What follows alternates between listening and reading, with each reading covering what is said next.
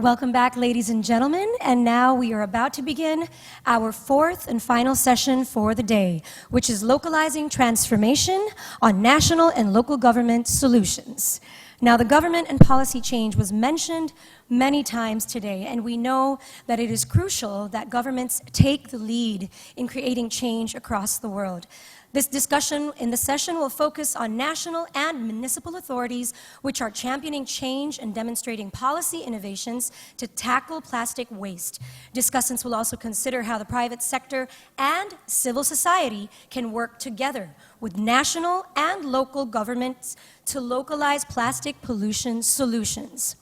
I'm honored to introduce to you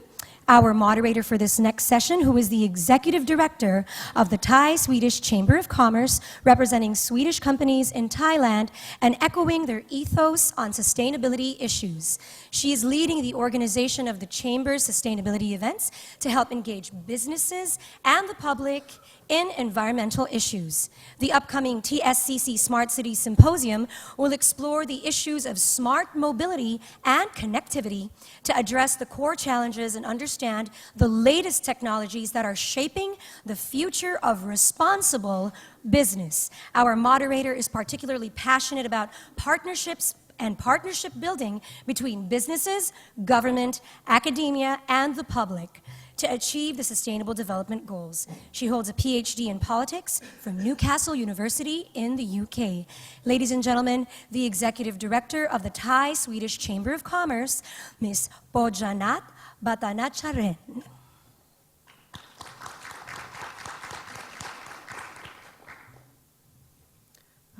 Good afternoon, ladies and gentlemen. It is my pleasure and honor to be here today to moderate this session on a very important issue about how partnerships could be built to obtain the sustainability goals. Now,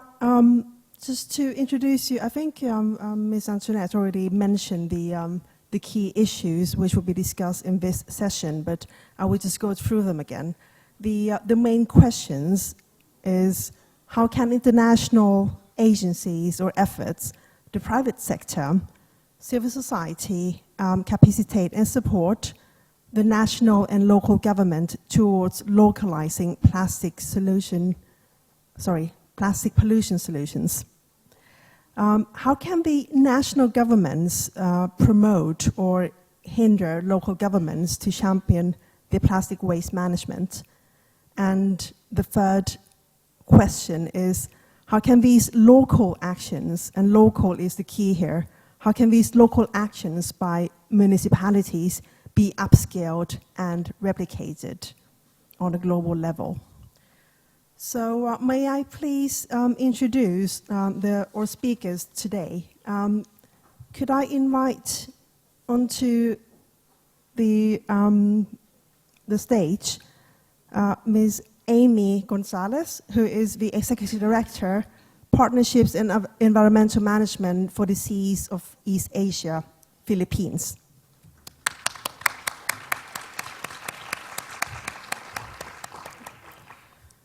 May I please invite Ms. Yumi Nishikawa, Regional Plastic Smart Cities Lead, SEA, World Wildlife Fund.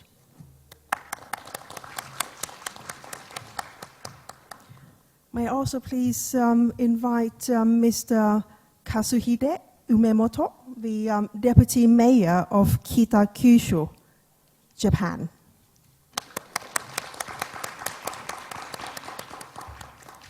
And last but not least, may I please invite Kun Sing Thong Nonom Siri Sawat, the Mayor of Wieng Tambon Municipality in Chiang Rai, Thailand. So each speaker will have 10 minutes to speak, and then after that, I would take Q&A from the floor. Thank you.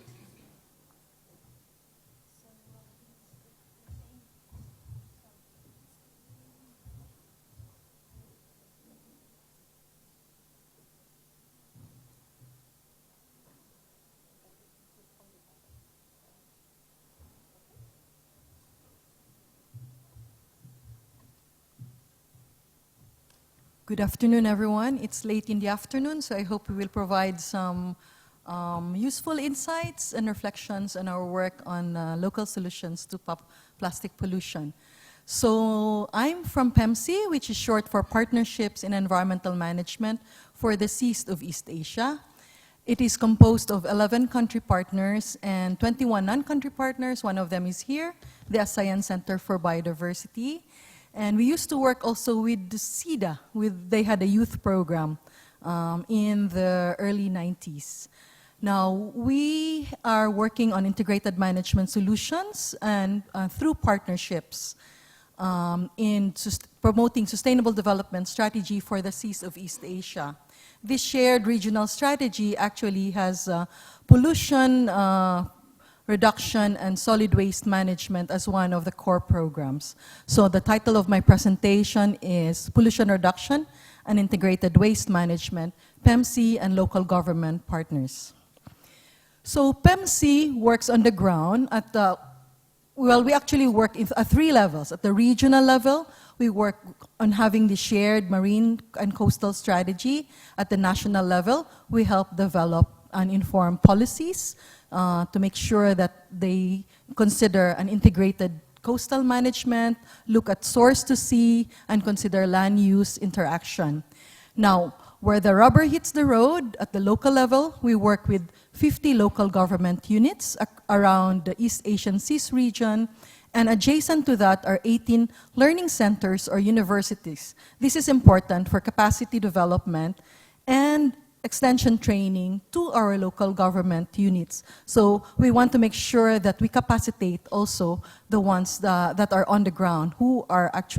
knows the local situation. So local to local knowledge, learning centers and local government units. So what have we been doing? For the past 25 years, we actually started as a marine pollution project, and in the recent years, we've noticed that, global marine pollution has become a global and persistent problem. And with the China ban on imports of waste, with National Geographic expose, with the Pacific Garbage Patch, and then also the study that the top 5 plastic producers are actually in the region. That there was one study quoted that there are more plastic than fish in the ocean by 2050. That's the prediction, right? So what has been the response of the local governments? At a recent PEMSI network of local government meeting, General Assembly, they actually endorsed a marine debris initiative. So I'd like to read excerpts of that initiative. With marine debris problem elevated as a global and persistent problem, posing severe threats and challenges to the global marine environment and sustainable development, coastal cities and provinces represented in this PEMSI network of local government fully recognize the importance of strengthening marine debris prevention and management. They emphasize the implementation of urban marine debris management policies, plans, and actions, attach importance to promoting citizen to contribute to reduce waste generation, practice garbage classification, strengthen scientific and technological support to marine debris prevention and control, and effectively improve the performance in collaboration with industries, enterprises, especially the small, medium enterprises, institutions, universities, in the prevention and reduction of debris into the sea. So there is such an overwhelming response, and the initiative has actually been signed off by this local government unit, which is good. And that is not surprising, because through the years, actually, there has been community-based cleanup, collection, and classification in some of these countries, in some of these local government units. And this varies. The East Asian Seas regions have varying capacities, resources, politically, economical, different setups. But at the local government units, they also mirror that. But there is some community classification, garbage cleanup, collection that's happening. Is it happening across the board? That's the question. And this is what we need to scale up and implement. And they actually recognize that. Second, there has been practice of the 3 R's: remove, reuse, recycle. And many of them actually said repair. Repair is common in a lot of these local government units, cities and towns in the region. There is also a redesign in terms of that there's cash in thrash. That's one of the slogans that they've been using. Livelihood and social entrepreneurship opportunities have been recognized. And this is not just happening in China nor in the Philippines. This is happening in Indonesia, even in Laos and Cambodia, to a certain degree. As I said, it varies depending on the context. But things are happening at the local government unit because they realize that they are the front line of coastal management and marine management. And then also there have been technical and capacity development with partners. You know, aid agencies have been instrumental in deploying, for example, floating marine technology, video surveillance, or even the collection of garbage from the rivers. There are also marine studies on microplastics. Some are getting into that. China, Korea, and even Vietnam, they have some research on microplastic. And Indonesia is quite big also and have created incentives to foster substitutes to plastic. So there is some scientific innovation going on. Awareness raising is key, especially with children and youth. I was amazed. And this is not just the initiative of local governments. There has been a lot of support, outpouring of support from big corporations, Coca-Cola, Nestle, Tetra Pak, Procter & Gamble, probably as part of their green corporate social responsibility. Enhanced stakeholder and community participation is also important, especially during special response in typhoon, emergency response on how to deal with marine debris. So things are going on. What we need is to scale up and replicate. And then PEMC itself, in terms of local partnership with private sector, we are providing local knowledge and working with investors on appropriate solutions. We work with Circulate Capital. I think some of you have heard them on the first day. They have this investment handbook in South and Southeast Asia on how to invest in integrated solid waste management in the region. And I think there's some work going on there. We provided some of the local knowledge and access to the political situation in the Philippines and Indonesia. We also did studies with ARCOA on wastewater, because there's money also in wastewater. Not a lot of local governments acknowledge that. So there are 3 landscape reports in Indonesia, Vietnam, and the Philippines. And we have latest studies on blue economy approach, solutions for engaging with private sector. I'd encourage you to look it up on the website. It has a lot of lessons learned and recommendations on fostering private sector engagement, with a key section on how to deal with LGUs and also private sector investments. So an upcoming project that we're having, because those are like, different projects at micro level, at local governments, we would like to actually have an integrated river basin management plans that will involve some development of investment feasibility studies in key river basins in the region. We are at the moment doing some scoping work in 7 river basins. I hope you can see them. It's quite small. And the objective is to reduce pollution and enhance environmental flows in these river basins. This is a project with ASEAN, Jeff, UNDP, and PEMC, and we encourage more partners to join us as well if there's interest. Yeah. So in short, my message is that coastal cities and towns are usually located near estuaries, and they play the role as the last barrier for land-based actions to enter into the sea. So we need to work collectively with them and help them, particularly with prevention and control of marine debris and protection of coastal and marine environments. A key thing, one practical suggestions for international development agencies would be to look at research and development, tying in with local universities to foster innovation. And of course, any investment from the private sector is always welcome. Thank you very much.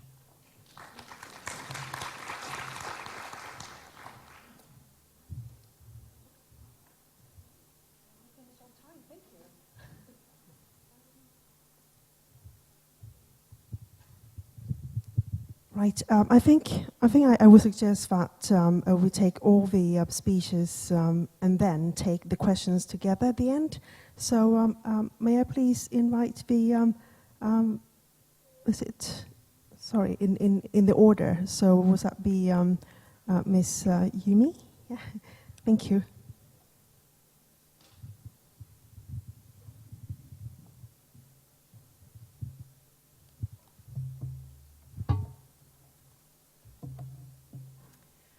So, representing WWF. WWF is also currently working in the circular economy and also the plastic issue. We have a new initiative now called No Plastics in Nature, which some of you may or may not have already heard.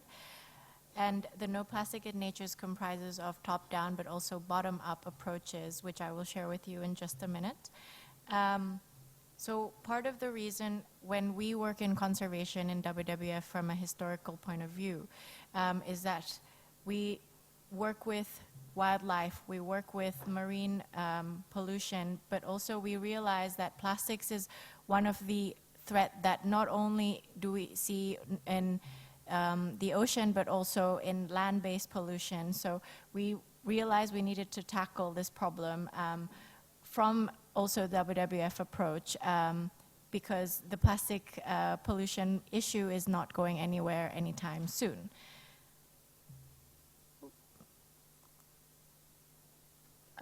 So in terms of the biggest offenders of plastics, we see here that the list is mostly sitting around countries which are in the Asian region. And therefore, we really wanted to concentrate our pilot projects in Asia, namely Southeast Asia. So No Plastic in Nature, we have three main pillars. The first pillar is the business model, whereby we approach businesses on a top-down approach to work on business transformation, and partly related to the session just earlier was how can businesses really improve the way that they do their business, everyday business as usual, and also their production. How can we then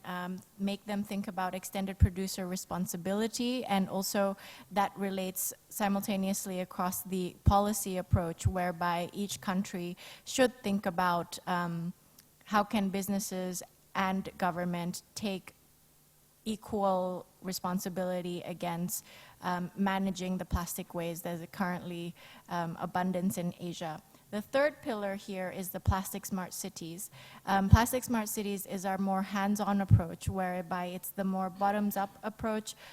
doing projects, implementation projects on the ground, partnering with different organizations, and also changing policy and market-based approaches, of course, from the municipality level onwards. So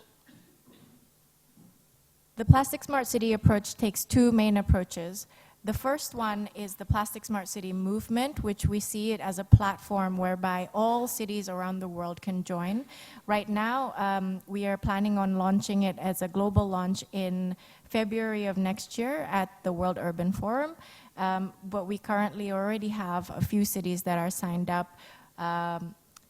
namely Oslo, Amsterdam, Marseille, and we are currently speaking to several cities in Asia. Next week, excitingly, we also have Patong from Thailand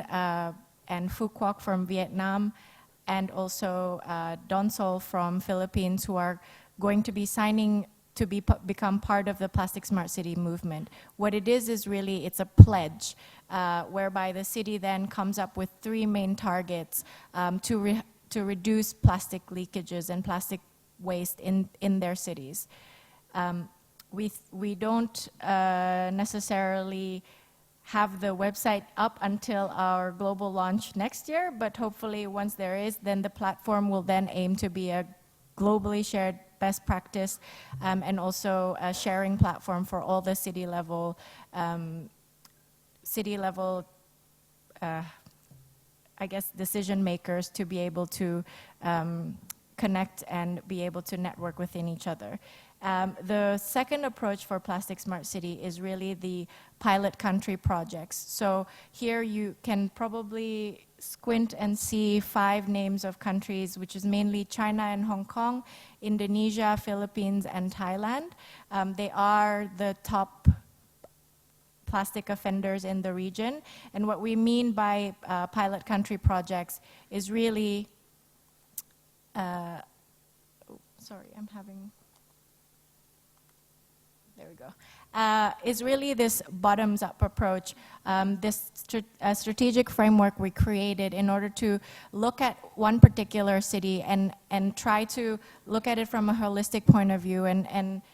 there's a 0 to 7 approach, as you can see. The first one is getting the cities to pledge their commitment into the Plastic Smart City movement. The second is helping the city produce a scoping and an action planning approach on what is their most immediate action that they could do in order to eliminate their plastic waste. The third is the policy and governance intervention. So we can help the cities as well work alongside as an advisory to look at their global,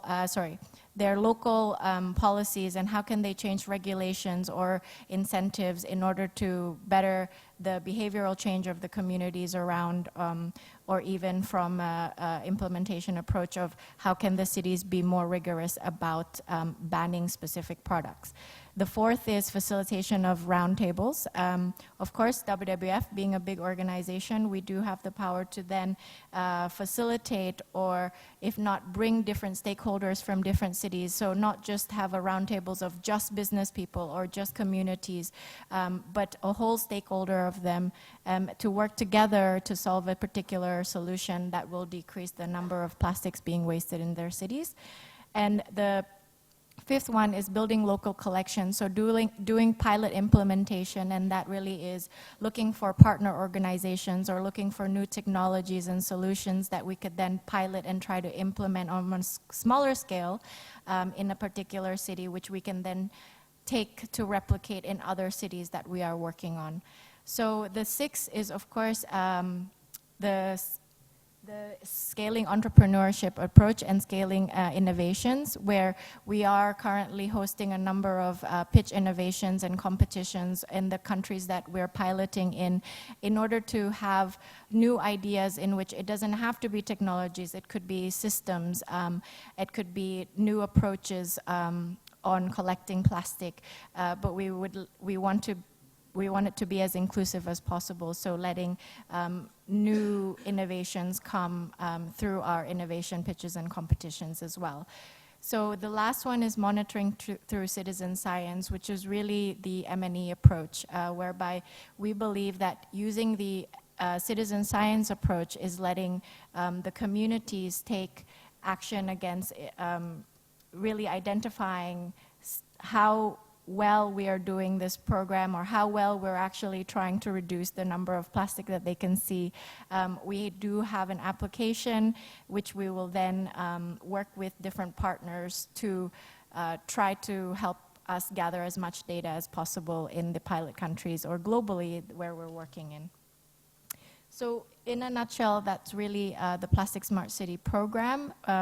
We have our representative here from the Thailand office also, who is working on the number of cities in Thailand right now. And I'd be happy to answer any questions later. Thank you.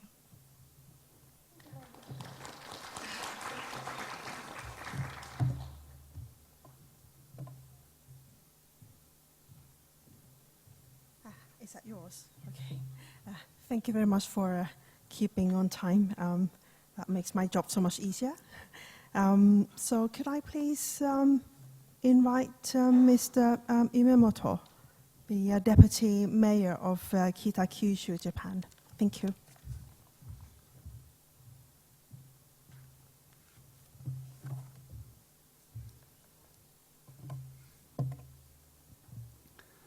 Hello, my name is Kazuhiro Umemoto. I am the Deputy Mayor of Kitakyushu City in Japan. Thank you very much for inviting me here to Sea of Solution 2019 today. Today, I would like to talk about the experiences and activities of Kitakyushu. a city that is promoting countermeasures for waste plastic by utilizing experience and technologies it has gained through the process of overcoming pollution in partnership with the city's resident companies and local government. First, I would like to talk a little about the history of Kitakyushu. In 1901, Japan's first iron and steel operation began here. Since then, Kitakyushu has developed as a manufacturing city. However, after suffering from severe pollution in the 1960s, Kitakyushu was also hit by a change to its industrial structure.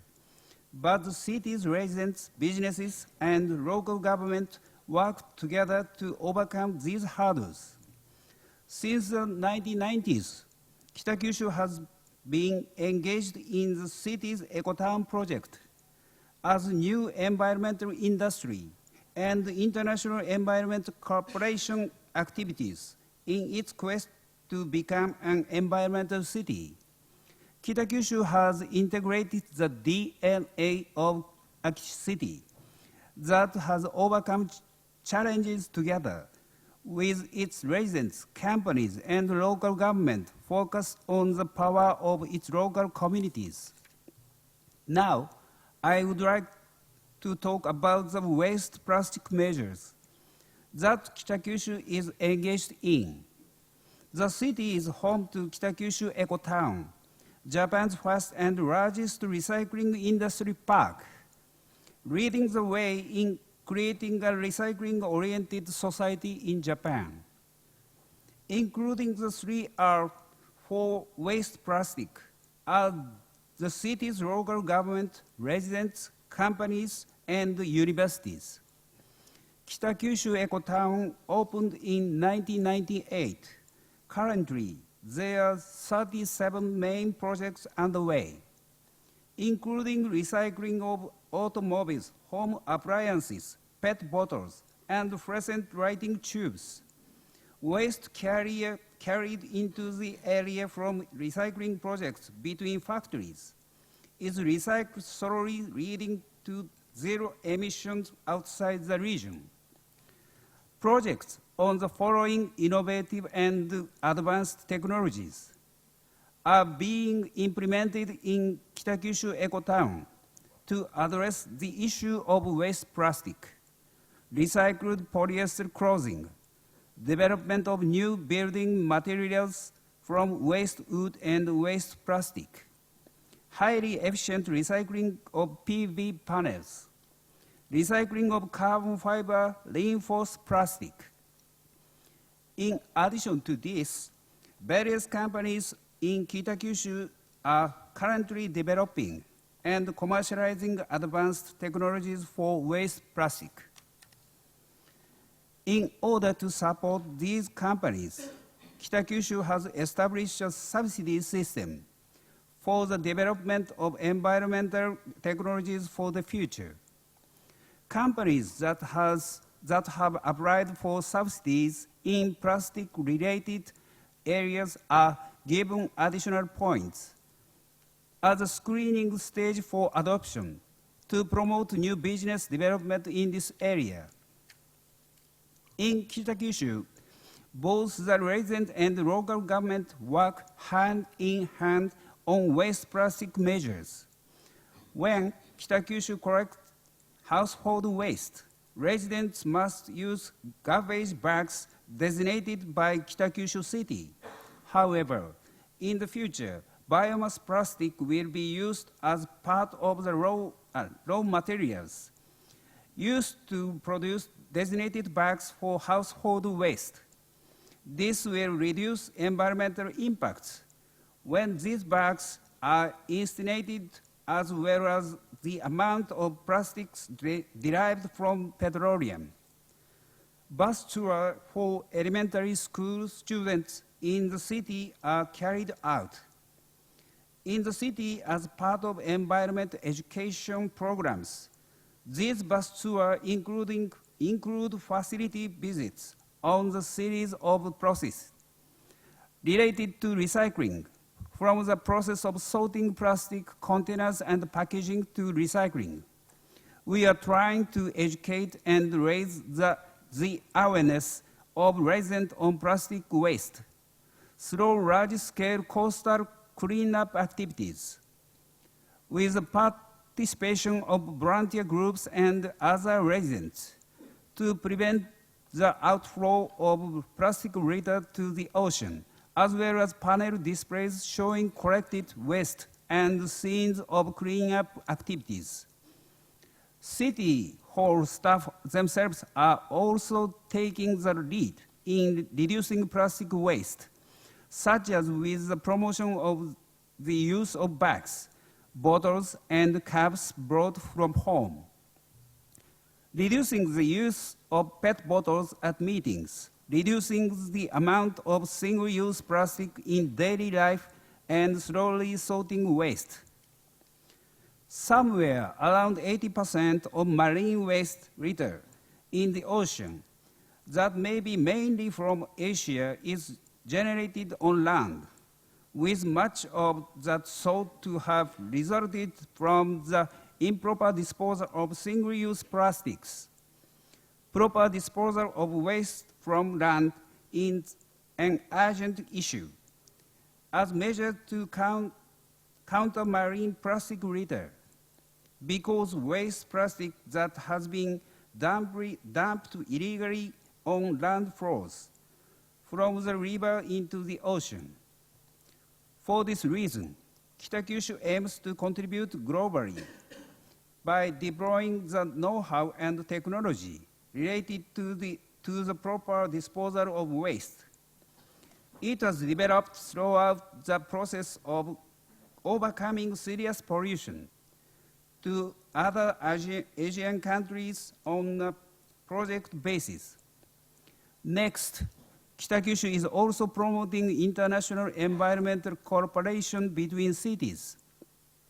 with the support of Ministry of the Environment and other agencies using its experience in overcoming pollution, long-term, face-to-face relationships, and environmental and energy technologies to our advantage. On August 2nd, 2019, Kitakyushu and UNEP held a joint press conference to announce their agreement on strengthening cooperation to reduce marine litter. In the future, experts dispatched from Kitakyushu City will use the JICA Partnership Program to support local governments in Thailand and Cambodia in implementing effective waste management plans. Before I conclude my presentation, I would like to talk about the future vision of Kitakyushu City. The Japanese government adopted a basic principle of the 3 R's, plus renewable resource alternatives, in its plastic resource recycling strategy formulated in May 2019. Based on this principle, Kitakyushu will also use its network with other cities in Asia to provide support, technologies, and experience on developing plans for waste management to contribute to basic solutions for marine plastic litter and provide assistance for training human resources as it aims to achieve Goal 14, Life Below Water, and Goal 17, Partnerships for the Goals. In the future, Kitakyushu will continue to view all waste as resources in pursuit of a circular economy, a circular economic system that does not emit waste. Thank you for your kind attention. Thank you.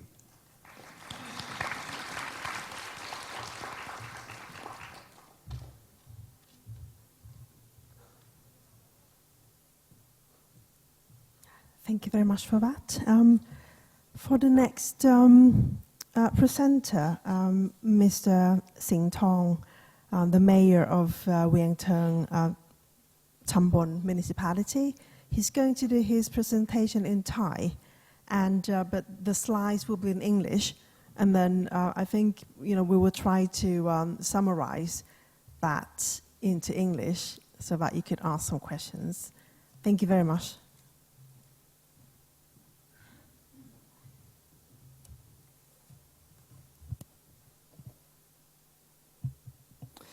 Good afternoon, everyone. Ladies and gentlemen, I would like to present our activity by English, but may I will speak by Thai language because I can speak English a little bit. I'm so sorry. สวัสดีครับผมชื่อสิงห์ทองหนุนนำสิริสวัสดิ์นายกเทศมนตรีตำบลเวียงเทิงอำเภอเทิงจังหวัดเชียงรายครับขอบคุณผู้จัดงาน Sea of Solution นะครับที่ให้โอกาสเทศบาลตำบลเวียงเทิงในการนำเสนอข้อมูลเพื่อการแลกเปลี่ยนเรียนรู้ครับเทศบาลตำบลเวียงเทิงตั้งอยู่ที่อำเภอเทิงจังหวัดเชียงรายนะครับเป็นจังหวัดที่อยู่เหนือสุดของประเทศไทยมีลักษณะพื้นที่เป็นที่ราบลุ่มติดแม่น้ำอิงห่างจากตัวเมืองของเชียงรายไปทางทิศตะวันออกเฉียงใต้ประมาณ64กิโลเมตรห่างจากกรุงเทพมหานครประมาณ891กิโลเมตรพื้นที่ติดถนนส่วนใหญ่เป็นพื้นที่ที่ใช้สำหรับเป็นที่อยู่อาศัยประกอบธุรกิจค้าขายพื้นที่รอบนอกจะเป็นพื้นที่ในการทำเกษตรกรรมประชาชนส่วนใหญ่ประกอบอาชีพค้าขายเกษตรกรรมแล้วก็รับจ้างเทศบาลตำบลเวียงเทิงเนื่องจากมีพื้นที่ติดกับแม่น้ำอิงนะครับประเพณีและวัฒนธรรมที่สำคัญก็คือการจัดงานประเพณีแข่งขันเรือพายและประเพณีสืบชะตาแม่น้ำอิงเทศบาลตำบลเวียงเทิงเป็นองค์กรปกครองส่วนท้องถิ่นขนาดกลางมีประชากรประมาณ 5,084 คนแต่ว่ามีประชากรแฝงประมาณ 7,000 คนเนื่องจากว่าเทศบาลตำบลเวียงเทิงเป็นที่ตั้งของสถานที่ราชการสถานที่เป็นที่ตั้งของกระทรวงยุติธรรมไม่ว่าจะเป็นศาลอัยการแล้วก็กองกำกับรวมถึงโรงพยาบาลและก็สถานศึกษานะครับจึงทำให้มีประชากรเป็นจำนวนมากประมาณ 7,000 คนนะครับมีพื้นที่ในการดูแลทั้งหมด 12.5 ตารางกิโลเมตรประกอบไปด้วย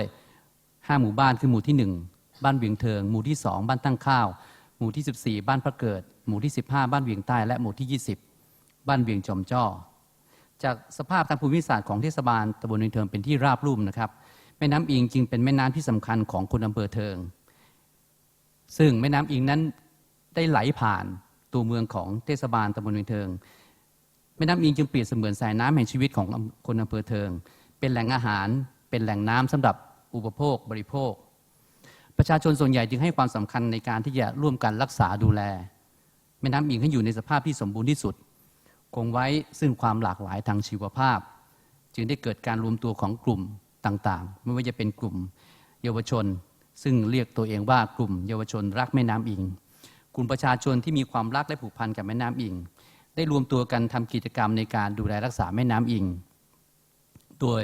ร่วมกันรณรงค์เพื่อไม่ให้พี่น้องประชาชนนั้นได้ปล่อยน้ำเน่าเสียลงในแม่น้ำอิง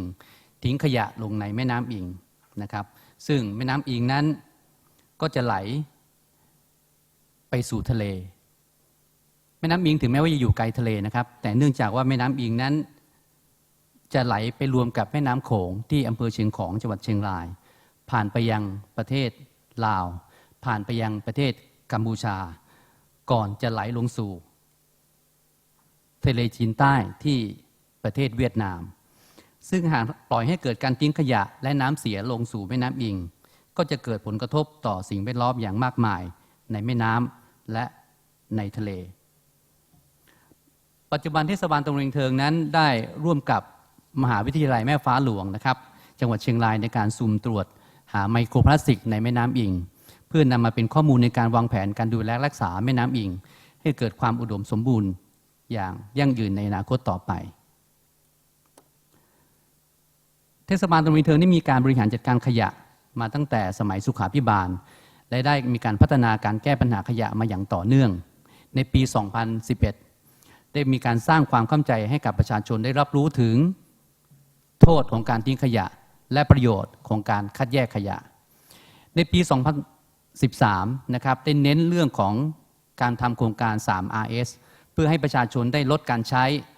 ช้ซ้ำการนำขยะมาสร้างรายได้จากการคัดแยกขยะซึ่งโครงการดังกล่าวที่กล่าวมาสามารถทำให้ปริมาณขยะในเทศบาลลดลงอย่างต่อเนื่องในปี 2015 ได้จัดทำโครงการในการรณรงค์งดการใช้ถุงพลาสติกโฟมโดยส่งเสริมให้ประชาชนได้ใช้ถุงผ้าและกล่องใส่อาหารทดแทนโดยมีการนำร่องจากสถานที่ราชการเป็นตัวเริ่มต้นจากนั้นก็สู่ร้านค้าตลาดสดภาครัฐต่างๆและภาคเอกชนที่สำคัญในการให้ความร่วมมือปัจจุบันได้ขยายไปยังประชาชนประมาณ 70% ของครัวเรือนในปี 2016 เทศบาลตำบลเวียงเทิงได้รับรางวัลเมืองน่าอยู่อย่างยั่งยืนยอดเยี่ยมระดับประเทศของกรมส่งเสริมคุณภาพสิ่งแวดล้อมจึงทำให้เทศบาลตำบลเวียงเทิงได้ถูกจัดเป็นศูนย์กลางการเรียนรู้ในการคัดแยกขยะให้กับท้องถิ่นและหน่วยงานอื่นๆได้เข้ามาแลกเปลี่ยนเรียนรู้และนำความรู้กลับไปปรับใช้ในพื้นที่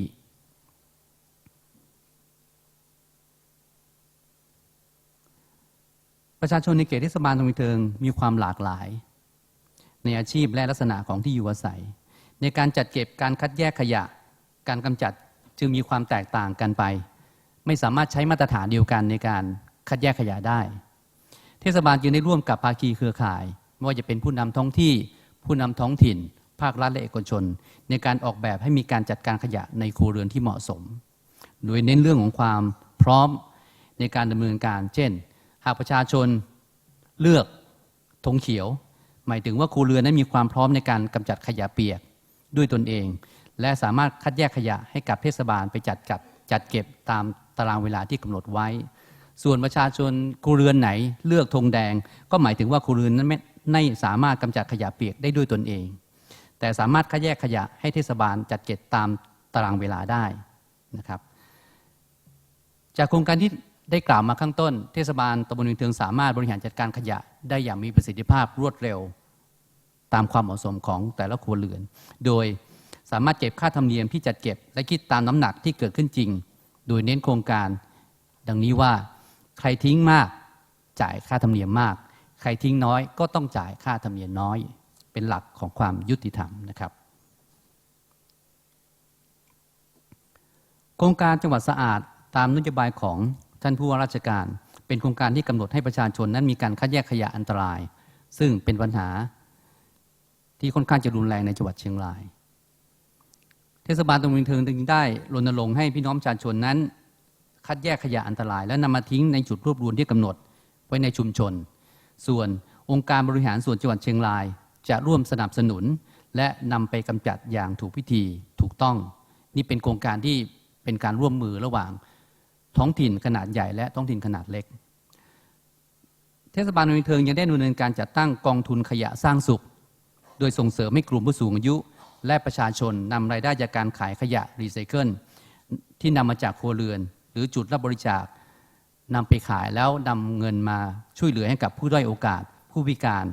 หรือใช้ประโยชน์ในชุมชนในกิจการอื่นๆสำหรับในพื้นที่สวนสาธารณะต่างๆได้มีการติดตั้งถังขยะแยกประเภทรณรงค์ให้ความรู้กับพี่น้องประชาชนในการทิ้งขยะอย่างถูกต้องและถูกวิธี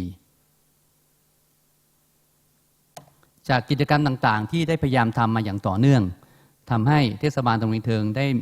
มีการเรียนรู้พัฒนาองค์กรอย่างต่อเนื่องโดยเข้าร่วมกับภาคีเครือข่ายต่างๆทั้งภาครัฐและเอกชนเพื่อให้เกิดองค์ความรู้และเกิดศักยภาพในการแก้ปัญหาขยะอย่างต่อเนื่องและยั่งยืนปัจจุบันได้รับทุนจาก IGES เพื่อดำเนินการโครงการขยะ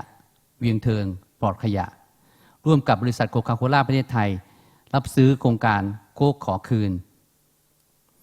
ร่วมกับสำนักงานกองทุนสนับสนุนการสร้างเสริมสุขภาพเลือกให้เทศบาลตำบลเวียงเทิงเป็นศูนย์เรียนรู้ต้นแบบการบริหารจัดการขยะอย่างยั่งยืน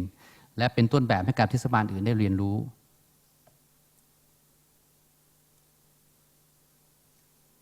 เข้าไปครับและล่าสุดนะครับได้ร่วมกับกลุ่ม Touch Hero เชียงรายจัดตั้งกลุ่ม Touch Hero สาขาเทิงเพื่อรณรงค์การสร้างจิตสำนึกให้กับประชาชนทุกกลุ่มวัยในการร่วมกันจัดเก็บขยะตามพื้นที่สาธารณะหรือพื้นที่ในการจัดงานประเพณีต่างๆเป็นประจำทุกสัปดาห์ละ1 ชั่วโมงจากการดำเนินการ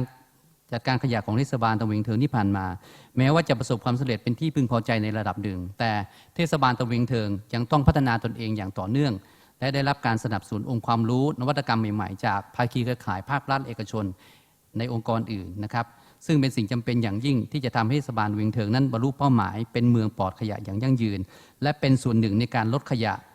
ในท้องทะเลขยะพลาสติกในท้องทะเลได้อย่างยั่งยืนและเป็นแบบอย่างที่ดีให้กับหน่วยงานอื่นในการแลกเปลี่ยนเรียนรู้ในโอกาสต่อไปขอบพระคุณครับ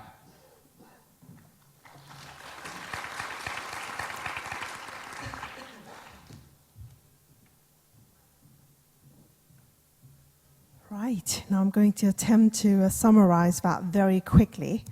So the various projects in the Vientiane municipality,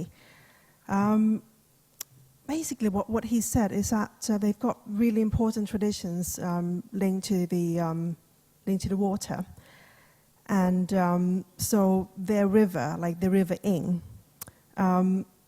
is very important like for the people living around the area, because they're consuming the water like it's a source of food as well, and they use it for washing and bathing. So most people are actually quite happy to preserve the cleanliness of the river, and therefore very cooperative. Now, because they in the upper stream, the River Ing would then flow onto like the Mekong River, and then goes through Laos and Cambodia before eventually being let out into the sea in southern China. So what he's saying is really important that they manage the water like from the beginning, where the source. How did they do that? So they pay a lot of importance to waste management, separating the waste, and they have partnerships, like a multi-level partnerships on waste management. So they would ask the residents to tell the municipalities about their readiness to deal with the waste. So he was showing a picture with the green flag and the red flag. If you put on the green flag, that means that your household feel quite proficient in waste management, and you know how to correctly separate the waste. But if you got the red flag, then the municipalities would help you with that. So I hope, well, yes. And also the other thing that they've got is that any hazardous waste is collected. There's like a collection point in the central area, and people could just come in and leave those hazardous waste, and the local municipality would then manage them safely. They also work with businesses. So he mentioned, Coca-Cola, that they would allow the residents to return the bottles to help reduce the litter. And they also work with NGOs like the Trash Hero projects. But what he's saying is that there's still, things to be done. But this is what the case studies that he's showing us so far. So thank you very much for that. Thank you.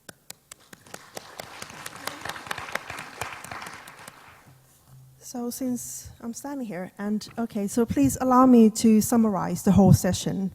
I think there are some emerging themes here, which are quite common points that we see. The first thing is that all of these projects, or in all these places, and they're all in Asia, and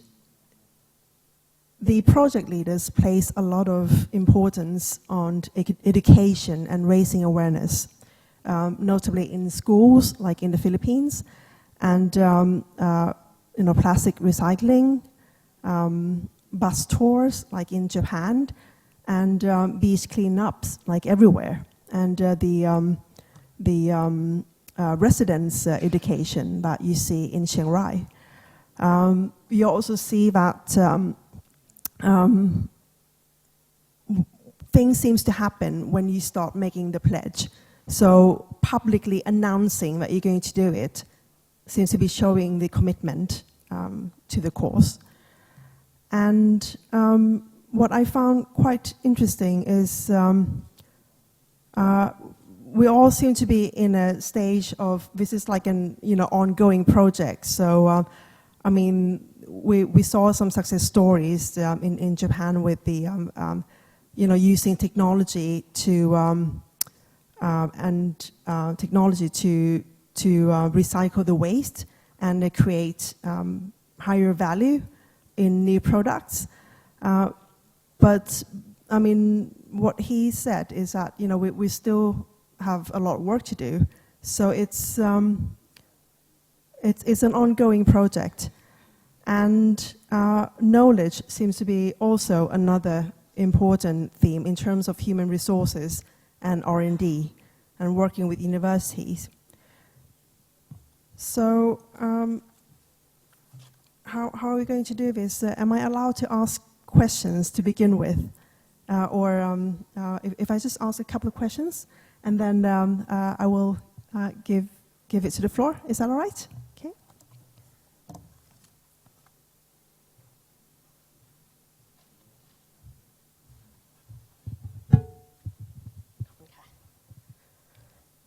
Right. Okay. So the first questions that I've got is to Miss Amy.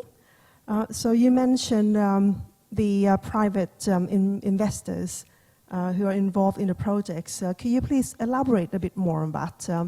Are there any sort of examples? Who are the investors, and what do they get out of it? Yeah, thank you for that question. These are still nascent initiatives, because the problem on solid waste management just actually manifested in the last 3 years. So in the case of PEMC, we are working with Circulate Capital to actually identify what are the root causes of the problem. And then also we did a landscape assessment survey of what are the opportunities for investment projects in the region. So this is more a survey, a baseline assessment as well. Now, Circulate Capital, I think, is already based in Singapore, and they have their own NGO. I think it's called Circulate Initiative, where they would like to work on providing technical assistance to startups in Indonesia, for example, and India. I think they're working there. So I don't think deals are already made to develop a material waste recycling facility. They're not there yet. I think a common problem that we've encountered with local government units is that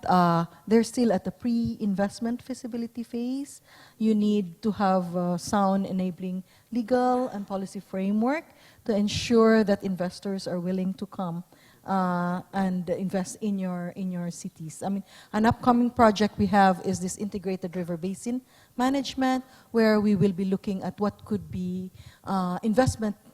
possibilities, opportunities, once we've developed integrated river basin management plans with stakeholders. So the deals aren't made yet. It's just starting. Yeah, thanks. All right, thank you. Thank you very much for that.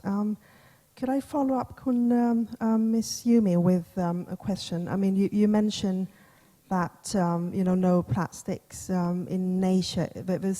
It seems to be a collection of many pilot projects, which is good. I mean, we have to start somewhere. But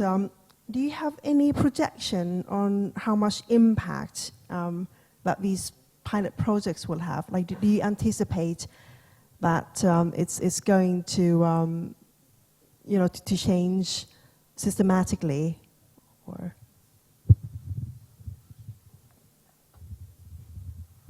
So I mentioned in the No Plastic in Nature's initiatives, there's 3 pillars. So of course there's the business and the global policy pillar that are more from the national or international approach, trying to change things from the top-down approach. And the pilot projects are from the Plastic Smart Cities pillar, where we test out different technologies or systems or collection and sorting systems, whereby each projects have different targets, of course. But the aim is, for example, in a particular city that we work in, for example, in Patong in Thailand, we would hope that the mayor would then pick a specific neighborhood in that city, in Patong city, to then the aim would be a 30% reduction of plastic leakage over the period of 2 years. For example, specific goals such as those that could then be replicated throughout the city and then beyond, hopefully. Okay, so please allow me to ask a question to Deputy Mayor. What I found quite striking about your presentation is that I could draw many parallels with one of my hometowns, Gothenburg. I grew up in Sweden, and Gothenburg used to be a very polluted place, and it was in the past 20 years that the partnerships between the government, the companies who's got the technologies to deal with it, and then to the academia and the residents that has made it a successful smart city. I was wondering, like for Kyushu, what was the tipping point for you to make it a big success?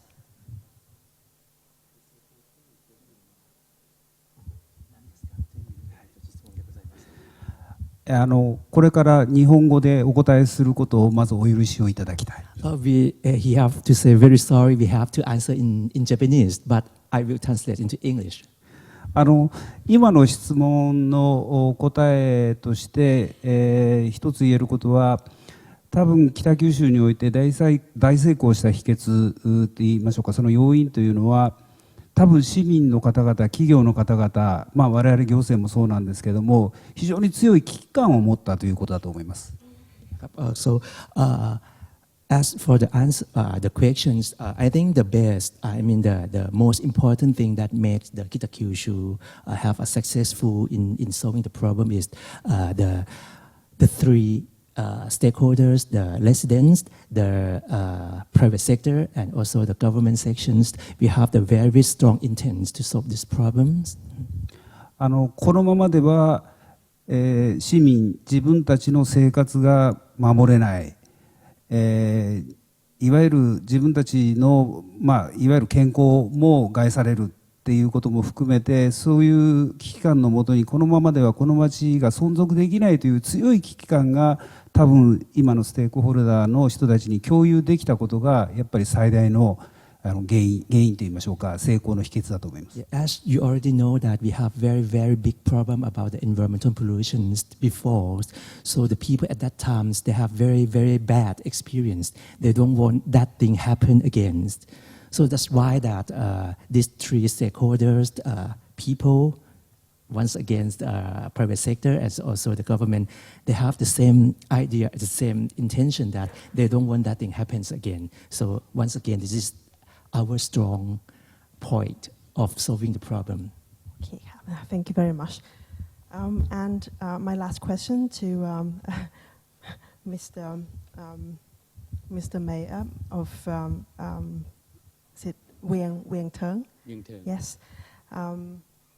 So just out of curiosity, because I'm really curious. So have you got any statistics on how many people, how many residents are red flagged and how many residents are green flagged, like for the waste management? ก็คือว่าอยากถามว่าในส่วนของชาวบ้านที่เขาเลือกธงแดงกับธงเขียวอะค่ะ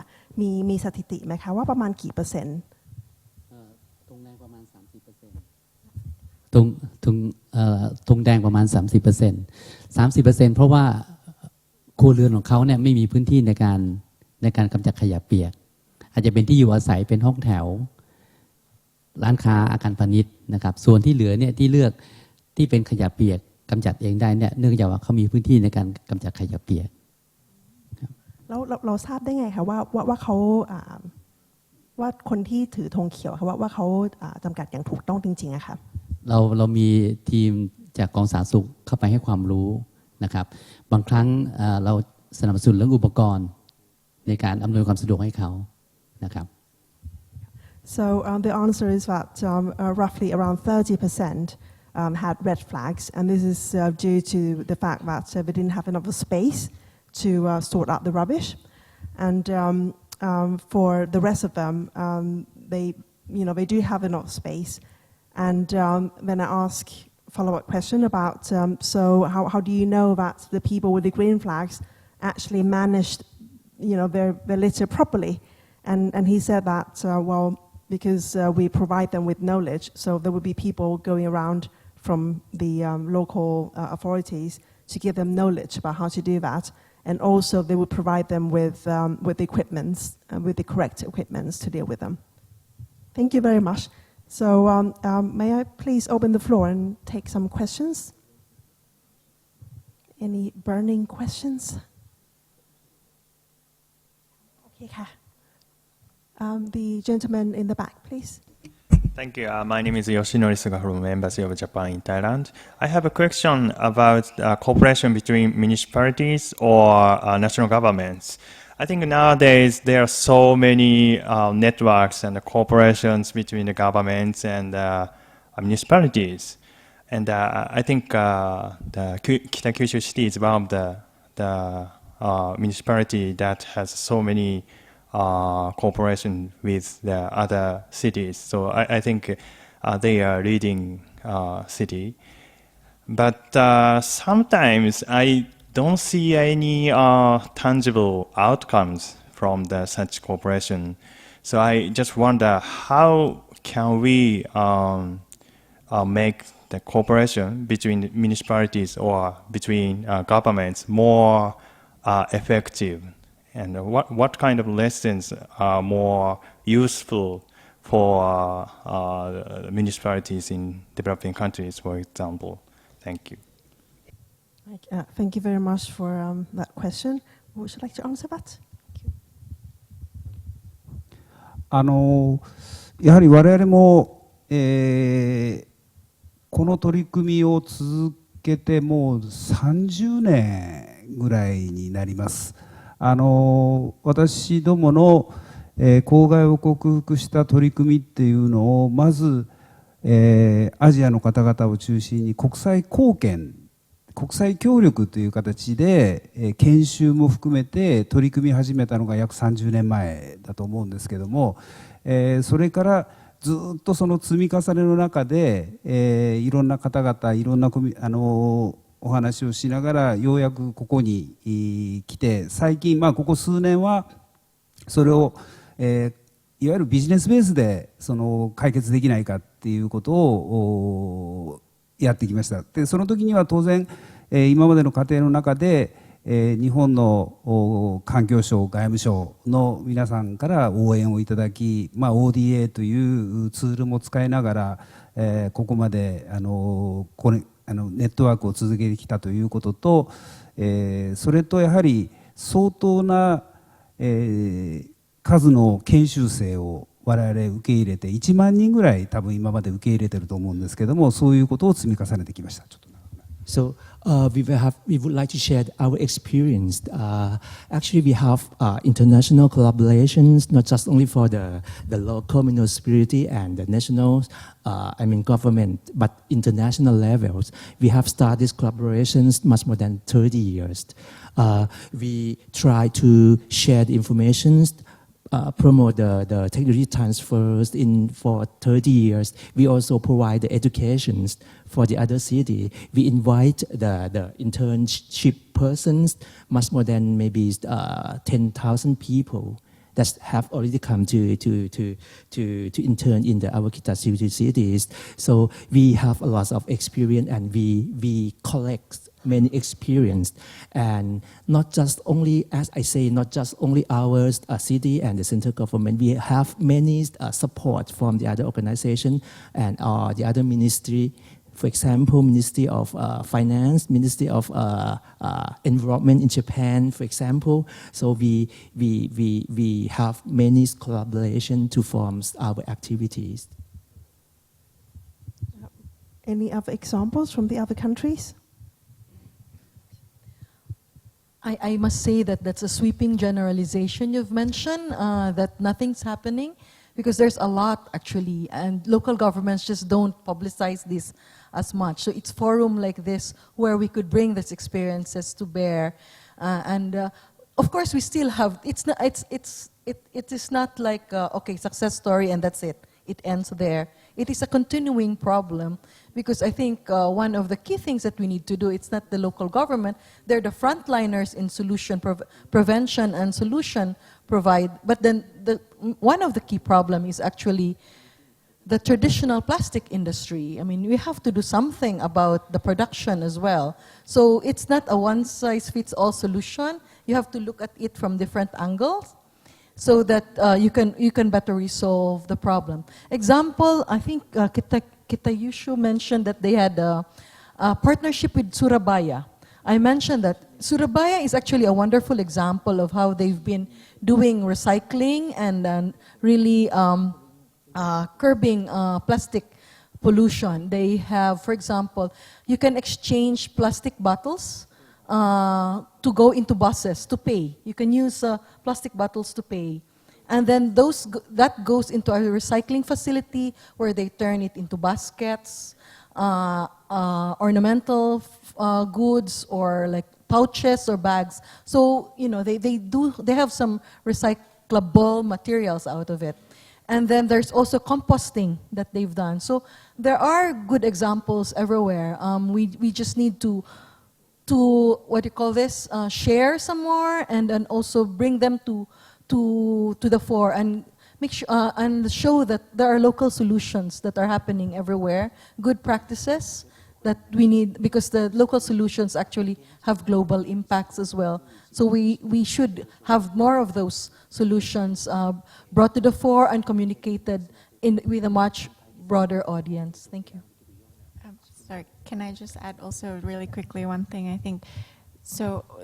The benefit, not just which has already been mentioned, which is technological transfers, but also technical knowledge sharing. But I think more so than that, I think this kind of municipal level partnerships shows that there's a movement happening, and it shows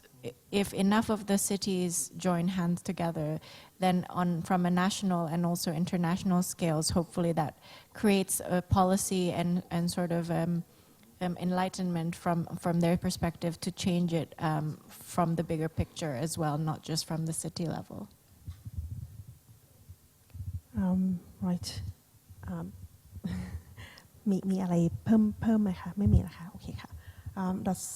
any other questions?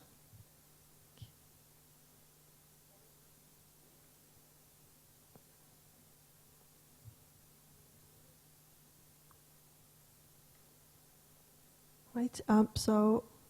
I think another point that I would like to raise is, I mean, this is related to your question a bit, and you know, like where does the initiatives come from? I mean, is it, you know, in certain countries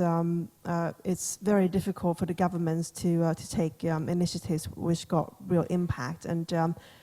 progress tends to happen when the private sector take the initiative. So across Asia, for instance, so which, I mean, you must have seen examples from many, you know, like people working with different structural constraints. Which model do you find has been, you know, more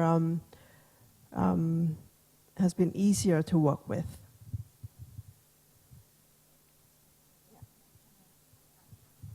Right. So I think across Asia you have very different political institutions, and also different ways that the corporations work. So in your case studies, what is the most prevalent, and what is the easiest to work with? Like when is the government that takes the initiative, or is it when it comes from like from the bottom up, or is it from top down? I think it's usually, from what we see, it's the communities getting together actually to prove a model or to test out a concept that then sheds light on the local governments to make these sort of policy changes and regulatory changes. So I think ultimately actually the best model is for, I guess, NGOs to actually also work with communities to prove a specific concept, which can then be proved as a model to change from a top-down perspective. Right. Yes. I would say that there's no one size fits all, but from the experience of PEMC, it's really dynamic and energetic, passionate local leaders. The mayor of Xiamen, for example, mayor of Surabaya. There's also the mayor,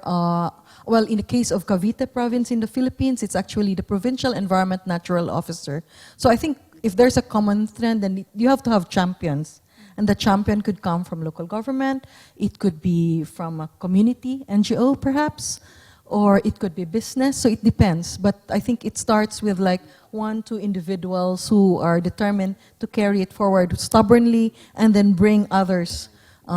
with them. No, I mean, absolutely. We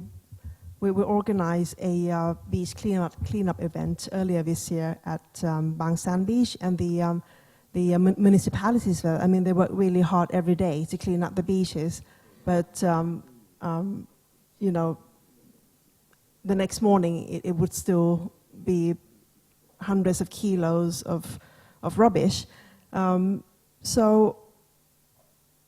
from the municipality's point of view, how have you created, or maybe trying to create impact from not just in your local communities, because sometimes it comes from elsewhere. I mean, do you have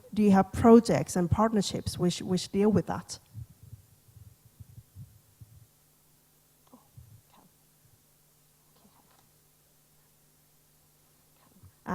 ก็คือคำถามก็คือว่าคือบางทีอะค่ะในส่วนของเทศบาลเองเนี่ยก็จัดการขยะไปแต่ว่าขยะมันก็ยังมาจากที่อื่นค่ะแล้วเรามีวิธีการยังไงหรือว่าเรามีโปรเจกต์ที่จะเหมือน reach out ไปหาคนที่เหมือนต้นน้ำของขยะค่ะมีไหมเอ่ยของเทศบาลเวียงเทิงมีเป็นมาอย่างต่อเนื่องนะครับเนื่องจากว่าพื้นที่ของเทศบาลเนี่ยเป็นพื้นที่เป็นศูนย์กลางแล้วก็เป็นท้องถิ่นที่ดำเนินการแก้ปัญหาเรื่องขยะมาตั้งแต่สมัยสุขาภิบาลแล้วซึ่งก็เนิ่นนานมาแล้วซึ่งท้องถิ่นที่อยู่รอบเนี่ยเขาก็ไม่ได้มีการจัดเก็บนะครับเพราะฉะนั้นเราใช้2วิธีแรกคือเราไปสร้างเครือข่ายก็คือท้องถิ่นที่อยู่ใกล้เคียงเนี่ยให้เขาเริ่มมีการเคลื่อนไหวในการรณรงค์ให้ประชาชนเนี่ยเข้าใจเรื่องปัญหาขยะแล้วก็มีการคัดแยกขยะนะครับส่วนขยะนอกพื้นที่ที่มีการแอบมาทิ้งเนี่ยเราใช้วิธีแอบมาทิ้งครับไม่แอบมาทิ้งใช้ต้องบอกว่าอย่างนั้นนะเพราะว่าบางทีเพราะในเขตเทศบาลเวียงเทิงเราจะไม่มีถังขยะละเราเก็บหมดนะครับเพราะว่าเราใช้วิธีเก็บตามตารางเวลาที่เรานัดหมายกับประชาชนไว้นะครับเพราะฉะนั้นถังขยะในเทศบาลจะมีเฉพาะจุดที่เป็นพื้นที่สาธารณะจริงๆเช่นสวนสาธารณะนะครับซึ่งประชาชนเนี่ยก็จะไม่นำขยะจากครัวเรือนมาทิ้งที่สวนสาธารณะนะครับเพราะฉะนั้นเนี่ยก็จะมีประชาชนบางพื้นที่ที่อยู่นอกเขตเทศบาล ก็พยายามที่จะเอาขยะมาทิ้งในพื้นที่ของเรานะครับเราก็ใช้วิธีมีกล้องวงจรปิดแล้วก็เตือนเข้าไปใช้เตือนเข้าไปแต่ถ้ายังฝ่าฝืนก็จะมีการจับปรับใช้วิธีนะครับไฮเทคมากเลยอ่ะอย่างกับแบบอย่างกับขับรถเกิน เกินตามที่กฎหมายกำหนด so I ask about how do you minimize the litter that comes from elsewhere and the example from the Vientiane municipality is that they do two things. So the first thing is to create a network with the surrounding areas where they would simply ask them to please, and educate them about waste management. And the second thing that they do is they would prevent people dumping rubbish in their municipality by removing all the bins. So there are no bins except in the really public areas, and because sometimes there are people from the surrounding areas who would sneak in and dump the litter. And the other thing that they also do is like using technology, like CCTV cameras. And if they can spot that someone is illegally, dumping rubbish there, then they would send them a fine. So that's how they trying to minimize the rubbish coming from elsewhere. Any more questions from the floor?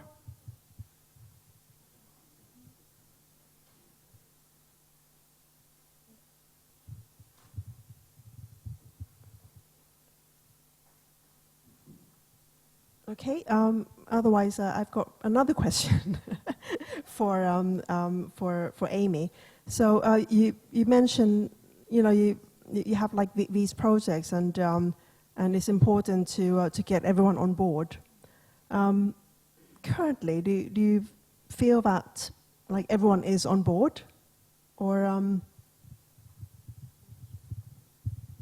To be honest, no. But we shouldn't stop there. We have to continue persuading, and the best way is to show best practice, good examples, because I think that will, especially in local governments, that will attract the tourists to come, that will make people, live there, want to invest there. So there are many benefits of dealing with marine plastic pollution that could actually help also, not only with aesthetics, but also, the perception of people, and as well as even children being proud that they're actually living in a clean and healthy environment. So I think we just need to continue doing the good work and continue publicizing, continue cultivating champions or working with champions, and also having these partnerships is important, particularly with the private sector,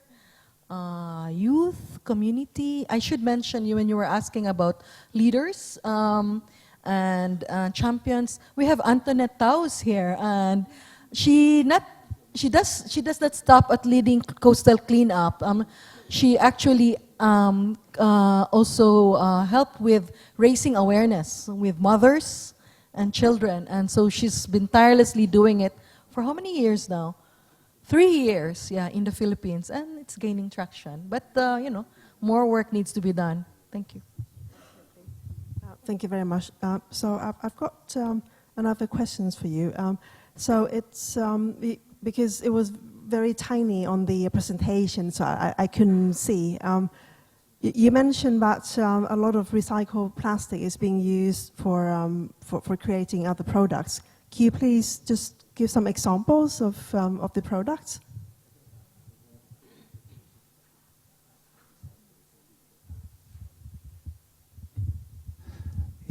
ですね、プラスチックのリサイクルというのは、もちろん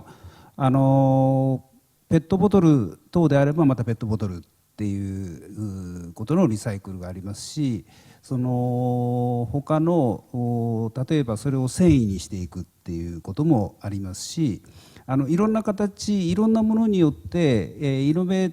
ション、いわゆるいろんな技術を持っていろんな形にリサイクルしていく、北九州のエコタウンの中ではそういう企業もたくさんあります。Actually, it's related to the plastic recycles. For example, PET bottle, which sure we have the facility for recycle the PET bottle, but the types or the final product of recycle, we have a lot of technologies. We can change the PET bottle to be the fiber or to be the something like a raw material like a fiber, and we also have many technologies that relate to the recycle process. 特に今年は私どもがプ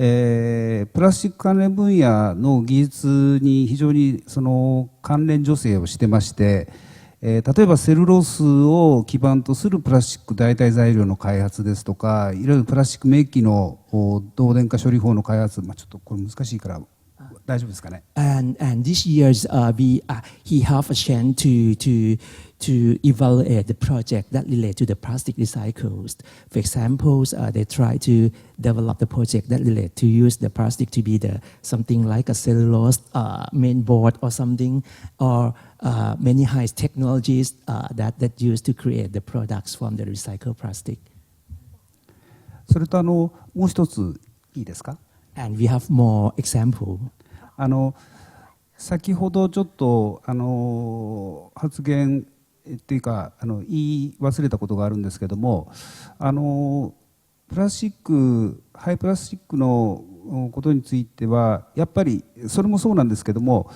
いろんな地域で、いろんなその事情が違うと思うんですね。だからその地域でどういうそのハイプラって言いましょうかが例えば海洋に出てるのかっていうことは地域でやっぱり十分に調査をして、でその内容に応じてやはり対処法と言いましょうか、処方箋を書いていく、作っていくということは非常に重要だと思います。And actually, it's not just only the example, but it's also some recommendations because the characteristics of the plastic waste is depend on the area, the cities, and activities. So that's why that the first thing that we have to know is the data of the plastics waste in that area. What is the measures? Composition, what is the measure of plastic waste conforms, so we can apply the measure for that main components, for example. So the most important thing is also the information on that area that we should have before we design the method, technologies, and the other countermeasures. Okay, thank you very much. Does any last question? Okay, like the gentleman in the back. Sorry again. I fully agree with what Umemoto-san mentioned. And currently, I think there is quite a big gap between the science knowledge and the policy making in terms of the plastic issues. Now we are doing a lot of cleanup activities. We have a lot of data, but not necessarily linked to the policy making. So I think this is also linked to what we have been discussing through this week's event. But I think in the future we will be more effective in terms of the policy making using the good scientific data. Thank you. Thank you. So that's more like a comment than a question, isn't it? Right. Okay. So if no one else has a last burning question, then I'm going to thank the speakers for your presentations today, but also, more importantly, thanking them for keeping up the good work with trying to save the environment. Thank you very much.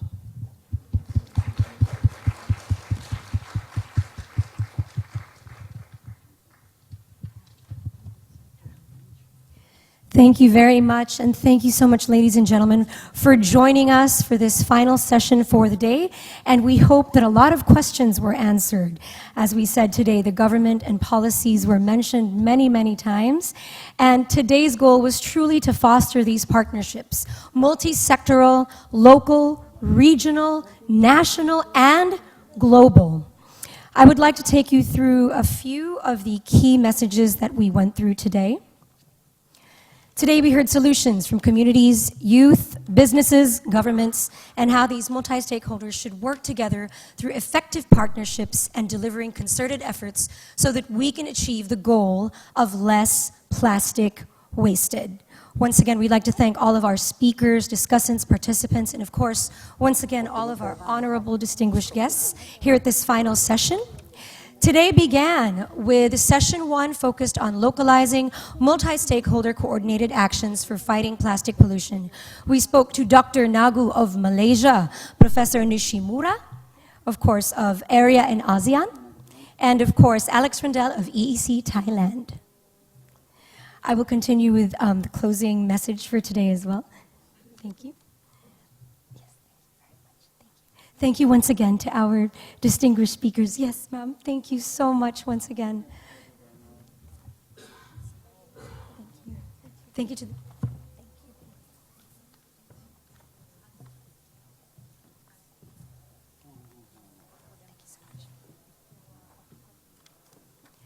And before I continue with a summary of the day, we would actually like to call to the front.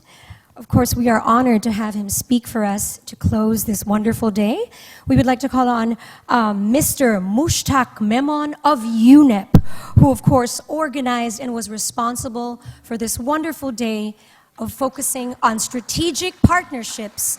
multi-sectoral and global.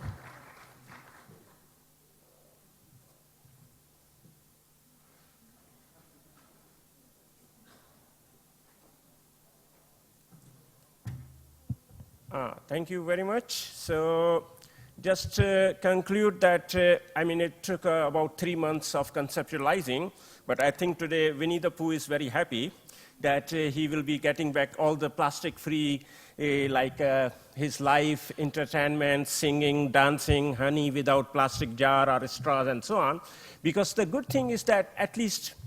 if you compare the climate change issues, if you compare the biodiversity issues or other issues, plastic issues has taken up very quickly. Even no one would have thought that Tesco, suppose, would take the brave initiative of no plastic bags. Or like Thailand has moved even 6 months back, we were still trying to pursue, but all of a sudden, the countries are moving quickly on that. So there's a lot of a momentum, and this shows today that how the youth, how the governments, how the businesses are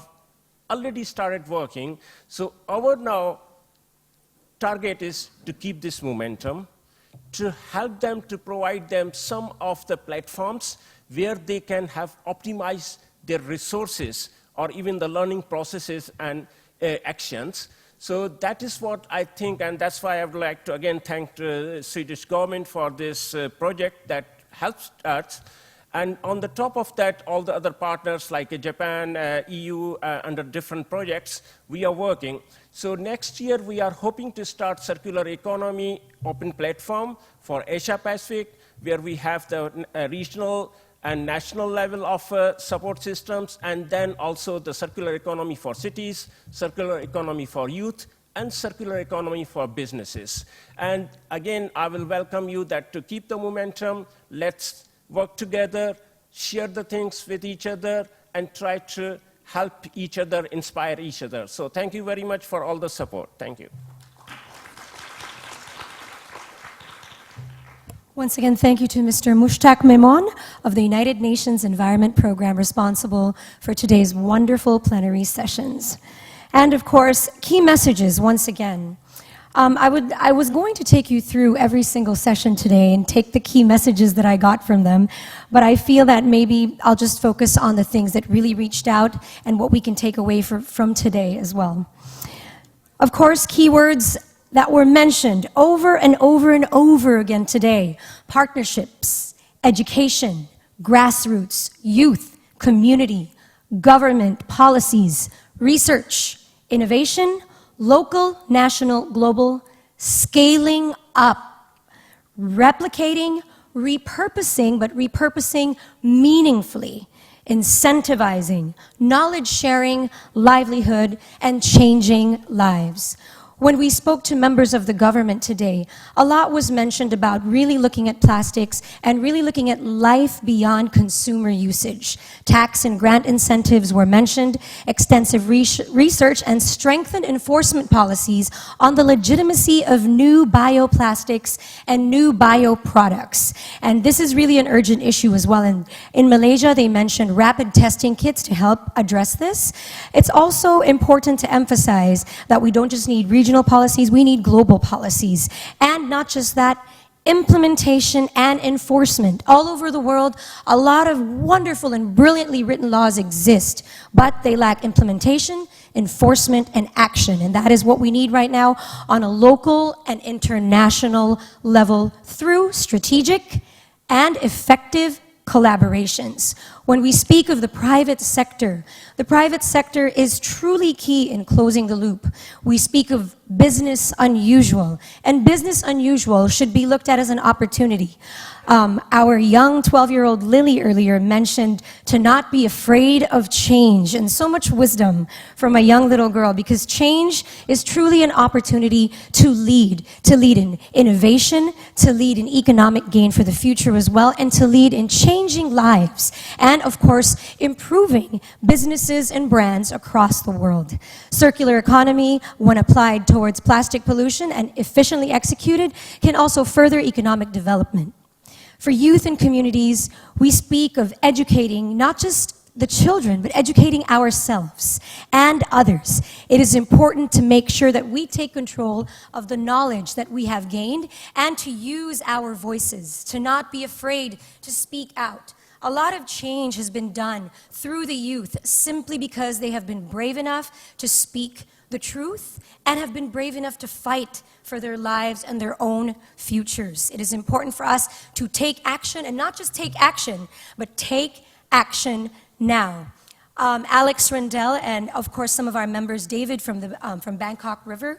they mentioned how their personal experiences were so key in really fostering that fire and in lighting and igniting that fire in their hearts toward creating change. And it is these personal experiences that when it touches our hearts that make a huge difference. We want to remind everyone that no small action is ever small. Every single ounce of effort counts from every single citizen. And once again, we say there is not one solution to the plastic pollution problem. It has to come from everyone, from every single sector, aggressively, peacefully, strategically, innovatively, and of course, meaningfully, most importantly. Everyone together has the power to create change, but we must not forget that every single individual, every single one of us has the capacity to make a difference in the world, and we cannot forget that. Lastly, I would like to remind everyone that the reason we are truly here today, we are not just fighting for the planet, we're not just fighting for biodiversity or the future of economic development, we are fighting for the people that we love. When we fight for the planet, we fight for the people that we care about. And I believe that every single one of us has someone that we love. And of course, members of the youth, the next generation, not just the next generation, but the generations to come. We need to do this together. We need to do this now. And we need to remember that this is also about changing lives. I would like to close by saying, Captain Planet has always reminded us, ever since, that the power truly is yours. So whether you are a lawmaker, whether you are a member of the private sector, an NGO, or a member of the youth, or a humble citizen like myself, we all have the power to make a difference. We are honored because tomorrow is going to be a very, very, very special day. Tomorrow will be the final day of the Sea Solutions Partnership Week, which will culminate with pledges and commitments. Together, less plastic wasted. And this is, of course, to combat marine plastic pollution. We are going to hear from a number of different individuals that are going to be making concrete pledges that we are going to follow and that we are going to follow up on as well in the coming years to make sure that we are all following through with the commitments that we're making, continuing to inspire each other in action. I would also like to remind everyone that right now, after this session, we are going to invite, or we'd like to invite you to the Asia Environmental Enforcement Awards at the reception hall at the ground floor of the conference center. So let's all celebrate together. And once again, we thank you. If you are here this week, you are already creating change. If you are here this week, you are my hero and a hero of the generations to come. We are grateful to you, we honor you, we salute you, and we are inspired by you, and we commit to standing with you in creating change and, of course, into the future of the new plastics economy. Thank you very, very much. We'll see you tomorrow.